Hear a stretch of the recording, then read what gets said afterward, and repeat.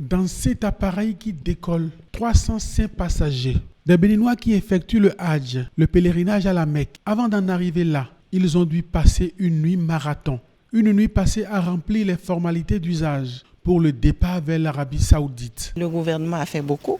Déjà l'encadrement, de garantir aux pèlerins en Arabie Saoudite un logement décent et une restauration de qualité. Par rapport à 2019, vous verrez qu'il y a eu encore des investissements qui ont été faits. Vous voyez un site propre et toutes les commodités aéroportuaires ont été déployées ici. Le site a été construit par le gouvernement pour accueillir les pèlerins, pour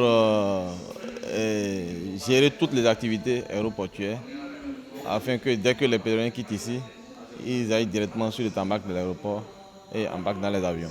C'est à 1h du matin que tout a commencé. Sur le site d'accueil des pèlerins, le calme qui règne dans la rue n'a rien à voir avec l'activité de l'intérieur. Aboubakar Inoussa. Accueil, test PCR, Covid oblige, fouille des bagages, fouille des passagers, pesée des bagages. À 5h45, l'embarquement pour l'aéroport international Cardinal Bernardin Ganti commence. Sur le tarmac, Aurélien Agbenossi des Affaires étrangères est présent. Les pèlerins embarquent devant lui.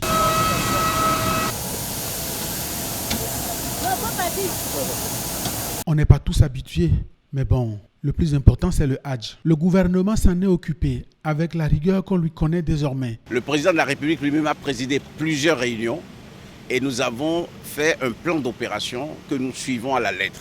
Tous les détails sont vérifiés. C'est Marcel Okambawa qui est allé vérifier l'état de l'avion avant qu'il n'atterrisse au Bénin. À Cotonou, une seconde vérification est faite. Mais l'avion est bon. Tous les documents exigés pour le transport de passagers sont à bord et sont à jour. Ensuite, les équipages, soit leur visite médicale. Patrice Talon veut que le Hajj 2022 se passe dans les meilleures conditions possibles. Ses instructions sont suivies à la lettre. À l'arrivée, il y a déjà une équipe du comité d'orientation et de supervision du Hajj qui est sur place pour pouvoir s'assurer que les dispositions qui ont été déjà prises par la mission précédente sont maintenues. 2083 pèlerins béninois qui se rendront en Arabie Saoudite cette année.